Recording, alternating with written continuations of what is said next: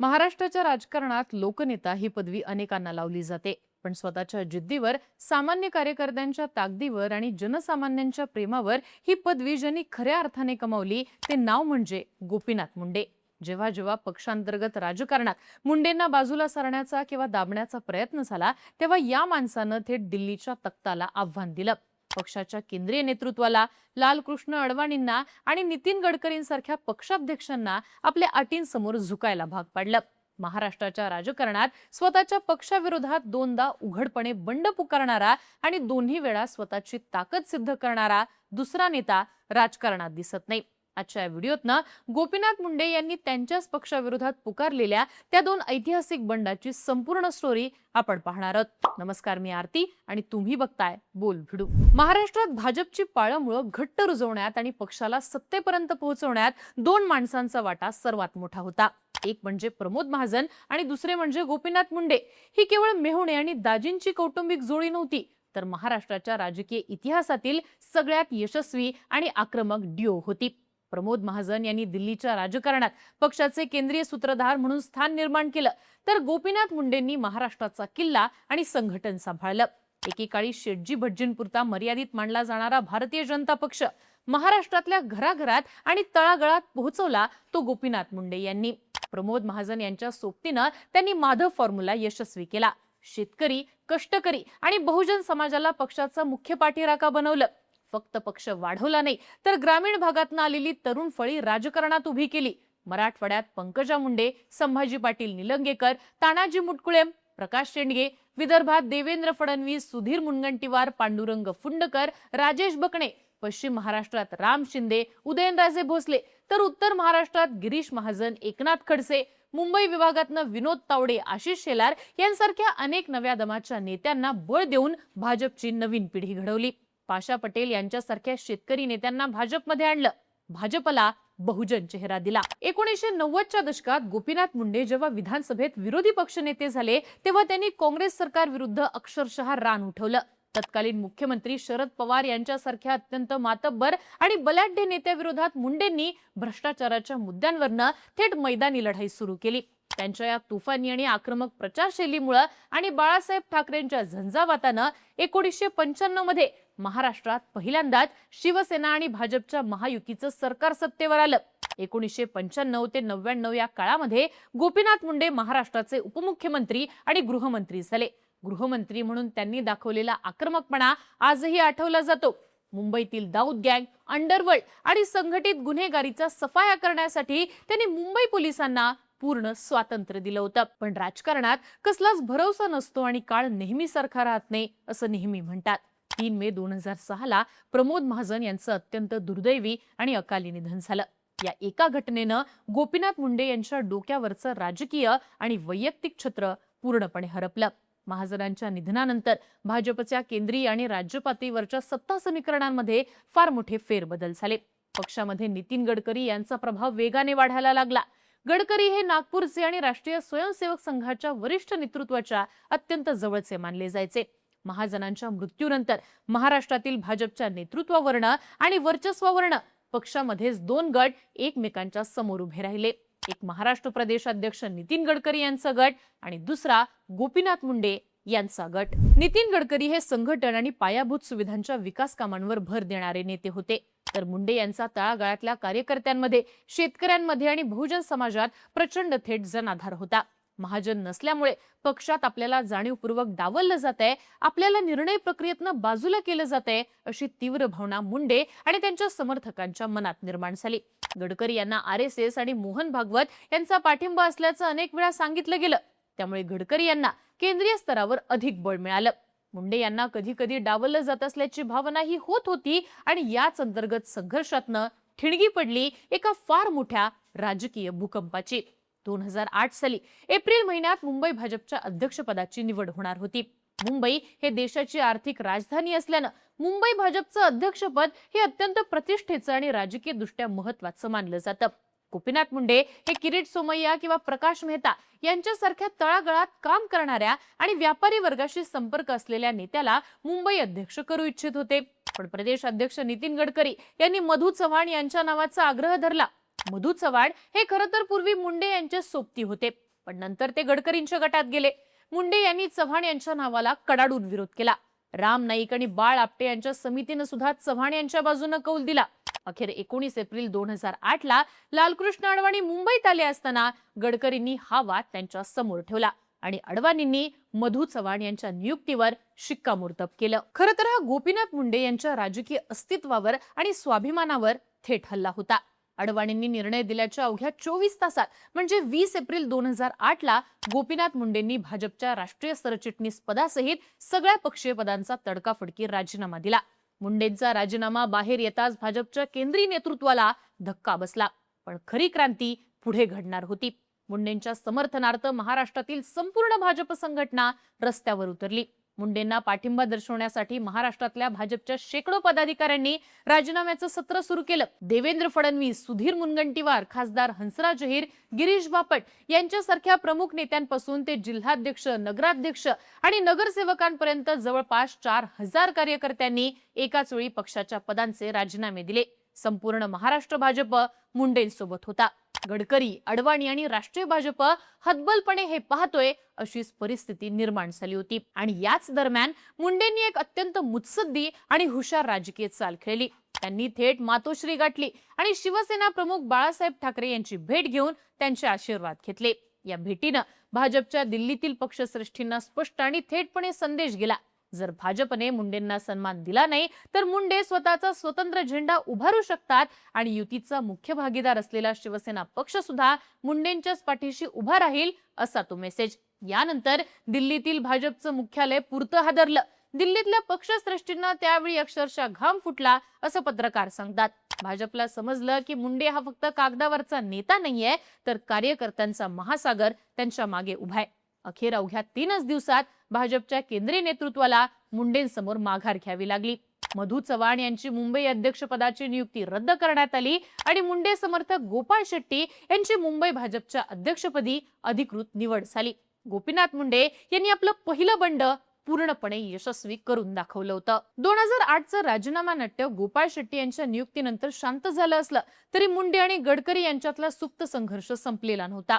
2009च्या लोकसभा निवडणुकीनंतर 23 डिसेंबर 2009 ला नितीन गडकरी यांची भाजपच्या राष्ट्रीय अध्यक्षपदी निवड झाली. गडकरी दिल्लीमध्ये भाजपचे सर्वेसर्वा झाले. पक्षाची सगळी सूत्र गडकरींच्या हातात आल्यामुळे महाराष्ट्रातील मुंडे समर्थकांची गळचेपी पुन्हा सुरू झाली. मुंडे यांच्या जवळच्या आमदारांना आणि पदाधिकाऱ्यांना पक्षामध्ये दुय्यम स्थानावर ठेवलं जाऊ लागलं.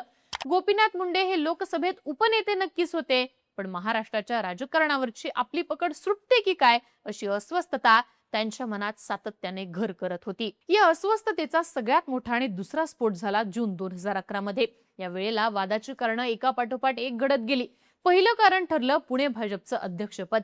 पुण्यामध्ये मुंडेंचे खंदे समर्थक योगेश गोगावले शहराध्यक्ष होण्यासाठी इच्छुक होते, पण गडकरींनी आपले निष्ठावंत विकास मटकरी यांची पुणे शहराध्यक्षपदी नियुक्ती केली. दुसरा धक्का बसला विधान परिषदेत. विधान परिषदेचे विरोधी पक्षनेतेपद मुंडे समर्थक पांडुरंग फुंडकर यांच्याकडे होतं. मुंडेंचा विरोध असताना सुद्धा फुंडकर यांना हटवून गडकरींचे निकटवर्तीय विनोद तावडे यांची विरोधी पक्षनेतेपदी वर्णी लावण्यात आली. तिसरं कारण म्हणजे राष्ट्रीय स्तरावर उमा भारती यांचा भाजपमध्ये झालेला पुनर्प्रवेश. उमा भारती या आक्रमक ओबीसी चेहरा होत्या. मुंडेंचा संशय असा होता की पक्षातला आपला राष्ट्रीय स्तरावरचा ओबीसी चेहरा म्हणून असलेला प्रभाव कमी करण्यासाठीच ही खेळी खेळली गेली आहे. या एका पाठोपाठ एक मिळालेल्या झटक्यांनी गोपीनाथ मुंडे यांचा संयम सुटला. यावेळी त्यांनी फक्त राजीनामा दिला नाही, तर पक्षाला कायमची सोडचिठ्ठी देण्याचा गंभीर असा इशारा दिला. मुंडेंनी भाजपच्या सगळ्या अधिकृत बैठकांवर आणि शिवसेना, भाजप, आरपीआयच्या संयुक्त मोर्चावर बहिष्कार टाकला आणि मग सुरू झालं महाराष्ट्राच्या राजकारणातलं सगळ्यात मोठं सस्पेन्स नाट्य. 13 आणि 14 जून 2011 ला गोपीनाथ मुंडे यांनी थेट विरोधी गोटातील नेत्यांच्या गाठीभेटी चालू केल्या. त्यांनी काँग्रेसचे खंदे नेते आणि केंद्रीय मंत्री विलासराव देशमुख यांची भेट घेतली.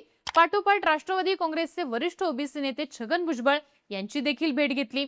बातमी अशी आली की मुंडे आता भाजप सोडून काँग्रेस किंवा राष्ट्रवादीत जाणार. दिल्लीच्या वर्तुळात तर माध्यमांमध्ये अशा बातम्या पसरल्या की मुंडेंच्या प्रतिनिधींनी काँग्रेस अध्यक्ष सोनिया गांधींचे राजकीय सल्लागार अहमद पटेल आणि केंद्रीय अर्थमंत्री प्रणव मुखर्जी यांच्याशी गुप्त अशा वाटाघाटी केलेल्या आहेत. मुंडे यांनी पत्रकारांना फक्त एवढंच उत्तर दिलं, मला भेटायला जे येतात त्यांना मी भेटतो. मी माझे पत्ते योग्य वेळी उघड करेन. मुंडेंच्या या विधानानं भाजपच्या वरिष्ठ नेतृत्वाची झोप उडाली। त्या काळामध्ये महाराष्ट्राचे मुख्यमंत्री असलेल्या पृथ्वीराज चव्हाण यांनी या घडामोडींवर हल्लीच अत्यंत महत्त्वपूर्ण राजकीय खुलासा केला। पृथ्वीराज चव्हाण यांच्या दाव्यानुसार गोपीनाथ मुंडे खरोखरच भाजप सोडण्याच्या मनस्थितीत आले होते। काँग्रेसमधल्या एका मोठ्या गटाचा असा विचार होता की जर मुंडेंसारखा बडा बहुजन नेता काँग्रेसमध्ये आला तर महाराष्ट्रात भाजपचं कंबरड कायमचं मोडेल आणि काँग्रेसची सत्ता अधिक मजबूत होईल। याच काळात मुंडे आणि पृथ्वीराज चव्हाण एकाच वेळी दिल्लीला देखील गेले होते। नागपूरचे दोन मोठे नेते आपल्याला पुन्हा विधानसभेत किंवा लोकसभेत निवडून येऊ देणार नाहीत अशी भीती मुंडेंना वाटत होती।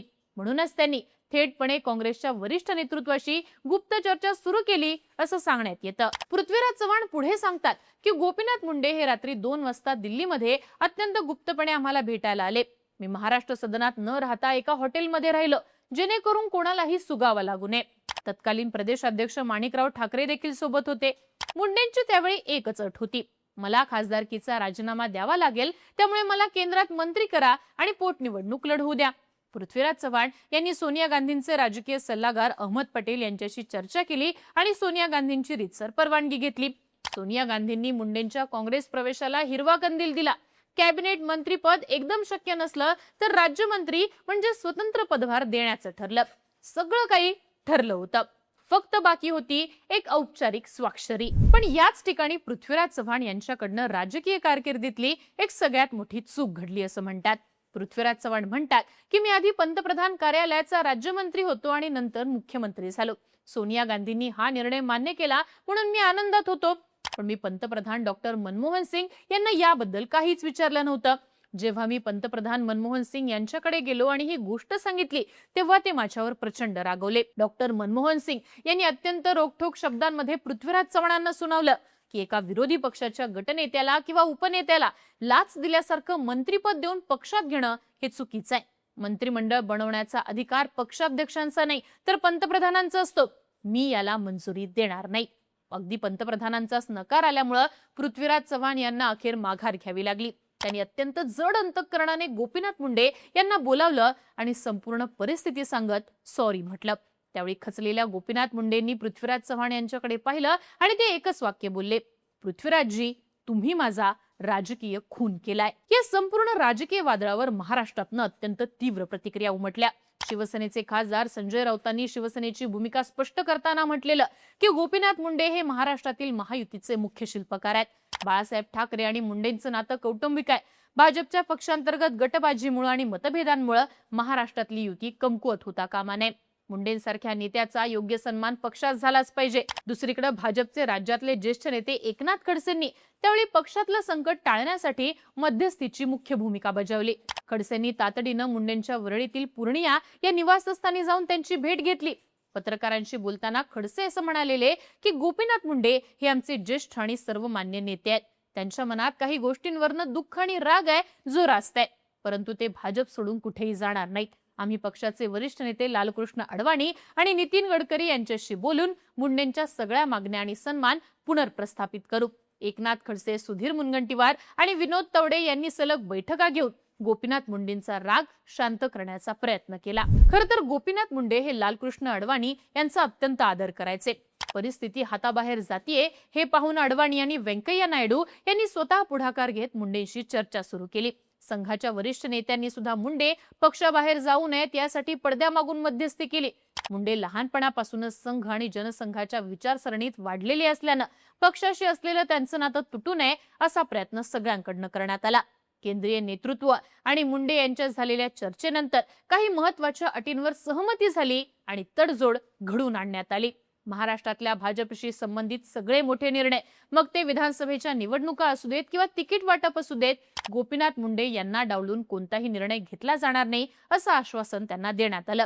पक्षामध्ये उमा भारती यांचा पुनर्प्रवेश किंवा महाराष्ट्रातल्या इतर नेत्यांमुळे मुंडेंचा पक्षातील ओबीसी चेहरा या इमेजला पक्ष धक्का लावणार नाही, उलट त्यांना राष्ट्रीय स्तरावर पक्षाचा मुख्य ओबीसी चेहरा मानलं जाईल असं पक्ष नेतृत्वानं मुंडेंना सांगितलं। तसंच महाराष्ट्रातल्या येणाऱ्या 14च्या विधानसभा आणि लोकसभा निवडणुकांमध्ये पक्षाचा प्रचार आणि रणनीती आखण्यात मुंडे यांच्याकडे मुख्य सूत्र असतील असं निश्चित करण्यात आलं।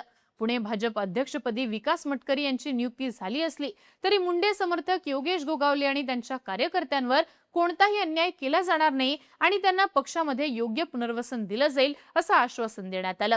या तडजोडीनंतर गोपीनाथ मुंडे यांनी 22 जून 2011 पत्रकार परिषद घेत आपलं बंड मागे घेतोय अशी घोषणा केली। त्यांनी स्पष्ट सांगितलं की माझ्या पक्षावर आणि विचारसरणीवर विश्वास आहे। कार्यकर्त्यांच्या आणि नेत्यांच्या आग्रहास्तव मी पक्षातच राहून लढण्याचा निर्णय घेतलाय। या तडजोडीमुळे गोपीनाथ मुंडे यांचं महाराष्ट्राच्या भाजपमधलं स्थान पुन्हा एकदा भक्कम झालं। पुढे 2014 मध्ये केंद्रामध्ये मोदी सरकार सत्तेत आल्यावर त्यांना केंद्रीय ग्रामविकास मंत्री म्हणून मोठं असं स्थान मिळालं। पण गोपीनाथ मुंडे यांनी दोनदा इतकी मोठी बंडखोरी केली, काँग्रेस राष्ट्रवादीच्या दारापर्यंत ते जाऊन पोहोचले, तरी सुद्धा त्यांनी अखेरपर्यंत भाजप का सोडली नाही, तर याची काही महत्त्वाची कारणं सांगण्यात येतात, ज्यात गोपीनाथ मुंडे यांची आरएसएसच्या विचारसरणीवर असलेली निष्ठा हे मुख्य कारण आहे। मुंडे हे लहानपणापासून संघाच्या शाखेत वाढलेले, पक्षातल्या नेत्यांशी विशेषतः गडकरींशी त्यांचे तीव्र असे मतभेद असू शकत होते, पण ज्या विचारसरणीवर त्यांनी आयुष्य घालवलं तिला सोडणं त्यांच्या तत्वात बसत नव्हतं। दुसरं कारण म्हणजे मुंडेंना याची पूर्ण जाणीव होती की त्यांची खरी ताकद भाजपच्या तळागाळातल्या कार्यकर्त्यांमध्ये आहे। जर त्यांनी पक्ष सोडला तर कार्यकर्ता विभागला जाईल आणि या दोन्ही बंडांमधनं भाजपने काय गमावलं आणि काय शिकली, तर महाराष्ट्रातनं गोपीनाथ मुंडे नावाचा जनाधार बाजूला सरून पक्ष एक पाऊलही पुढे जाऊ शकत नाही, हा धडा भाजपला मिळाला। मुंडेंच्या या बंडामुळे भाजपला आपल्या संघटन पद्धतीत बहुजन आणि ओबीसी चेहऱ्याचं स्थान किती महत्त्वपूर्ण आहे हे कृतीतनं दाखवून द्यावं लागलं। अडवाणींच्या मध्यस्थीनं 2011चं बंड शांत झालं आणि मुंडेंना पक्षामध्ये पुन्हा एकदा तेच मानाचं स्थान मिळालं। त्यानंतर 14च्या लोकसभा निवडणुकीत भाजपला अभूतपूर्व असं यश मिळालं। गोपीनाथ मुंडे केंद्रामध्ये मंत्री देखील झाले। पण 2 जून 2014 दिल्लीमध्ये झालेल्या एका रस्ते अपघातात गोपीनाथ मुंडे यांचं अचानकपणे निधन झालं आणि मुंडेंच्या जाण्यानं राज्यानं एक खमक असं नेतृत्व गमावलं।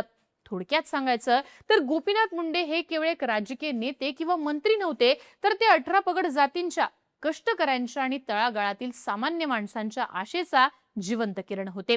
पक्षात कितीही गटबाजी झाली, दिल्लीतल्या श्रेष्ठींनी कितीही दबाव आणायचा प्रयत्न केला, तरी कार्यकर्त्यांच्या प्रेमावर आणि जनसामान्यांच्या ताकदीवर पक्षाच्या केंद्रीय नेतृत्वाला कसं झुकवायचं हे गोपीनाथ मुंडे यांनी आपल्या ऐतिहासिक अशा बंडातनं नेमकेपणाने दाखवून दिलेलं।